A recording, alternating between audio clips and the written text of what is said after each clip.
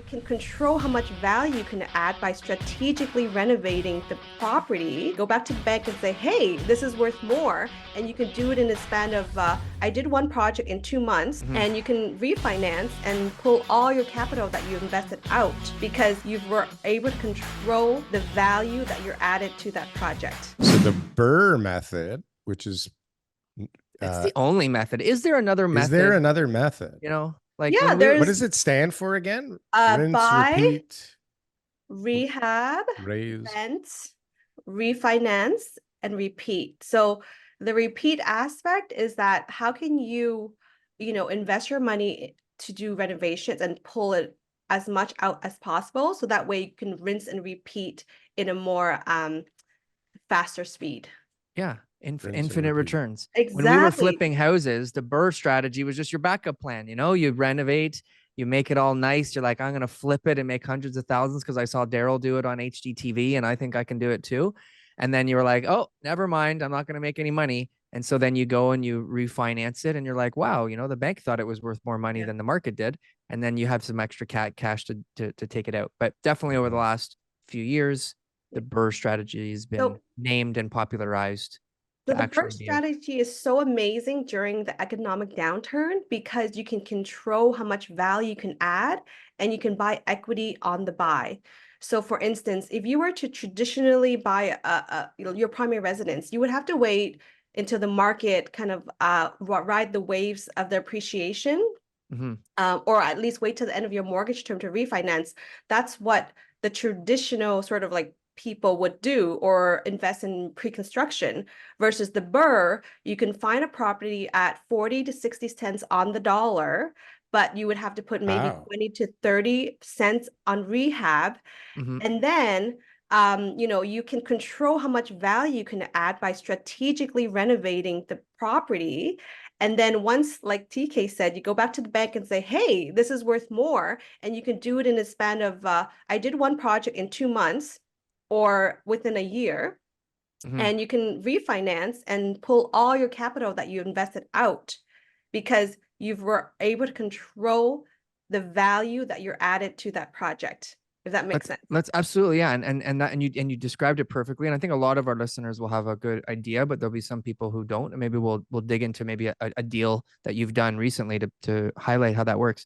But I just want to say something, because you mentioned about investors being also buying their own principal residence or pre-con condos or houses.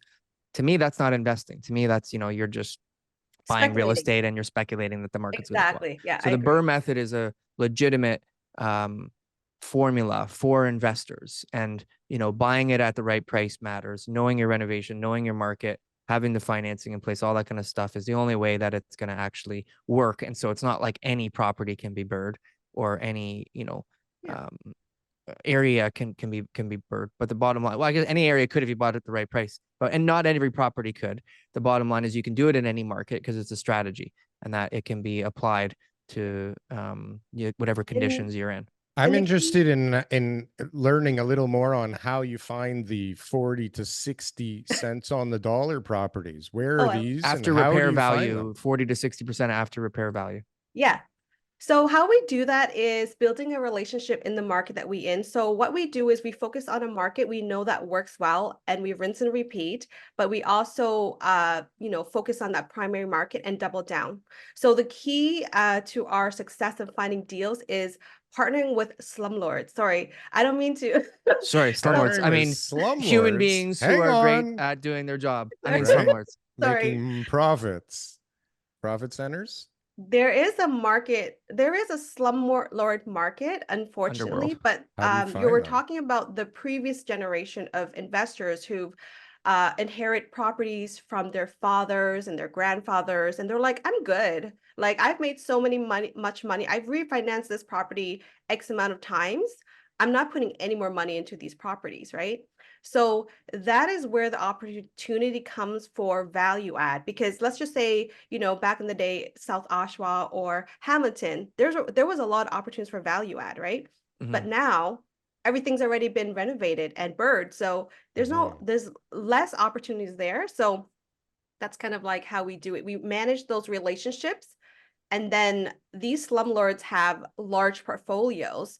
So leveraging our relationship with them, we're able to sort of go shopping, you would say, like handpick and specifically plan out when and what we're going to buy per year. So that way it's more of a strategic plan versus just trying to look on MLS and fight for deals with like 100 other investors. So that's our competitive edge.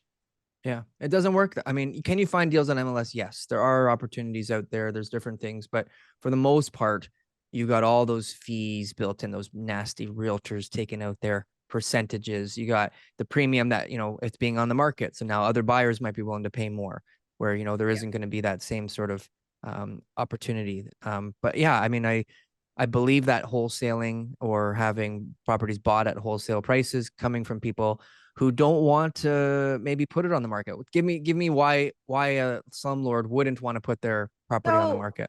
So we've already the reason why is because there may be problems with the property. For instance, we buy problems, and that's where the discount comes in. They're like, okay, there's a non-paying tenant, okay, or there is mold or some like a fire or something really catastrophic, something horrible that a traditional new investor would not even want to touch because it's very, capital intensive. For us, we're not scared of those problems, and that's where we're able to find those hidden opportunities. And I love that you said that, we deals can be found anywhere, whether you're looking at MLS, talking to your uncle, talking to a handyman. But for us, it's buying problems, seeing the opportunity. Like if someone just passed away, we're like, who's the owner? Let's just go get that property. We'll talk to everyone and anyone. 2 deals, for instance, we got from our drunken handyman. Like he was like, hey guys, we got a deal for you. Like we see an opportunity. That was a good impersonation. Daryl's laughing because so great. yeah. I love the honesty, and as I'm listening to you, I mean, listen, I buy off market properties all the time. The honest to God truth is that, yeah, if you hear that somebody died, like this is an opportunity. I just love that you're saying it out loud and you're not giving a shit. This is fantastic. And I gotta say, like the slumlord angle, when I first heard it, I was like, but now, like the more I think about it, it's like, this is a treasure trove of potential here. This is actually brilliance. Sorry, go ahead. Yeah, Trank, walk us through a deal. Anybody listening right now is just like, all right, give us a deal. Maybe you can give us a grand slam. You can give us, whatever. So for instance, one of the first BRRRRs that I ever did, it was a single family house Where? in a tertiary market in Cornwall. Cornwall. Yeah. It's a good market. Do you know Cornwall? Okay. We believe it's up and coming, but anyways, so it was called the armpit of Ontario for a long time, but maybe people should just stay away from Cornwall and focus on Toronto pre-construction condos. Okay, carry on. Yeah, exactly.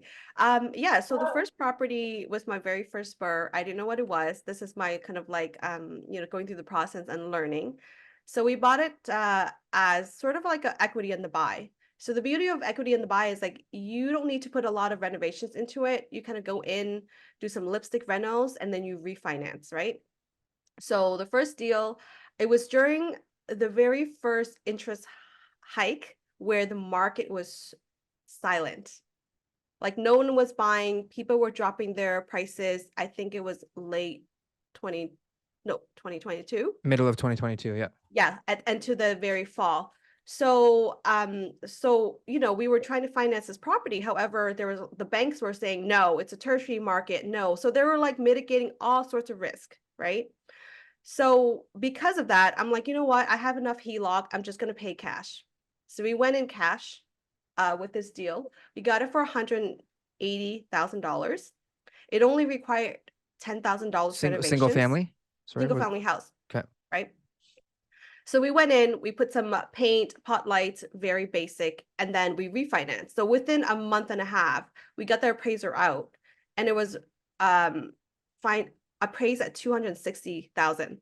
So we had just sort of put only 10,000 in, and then now we increased it by $70,000 in equity without doing anything.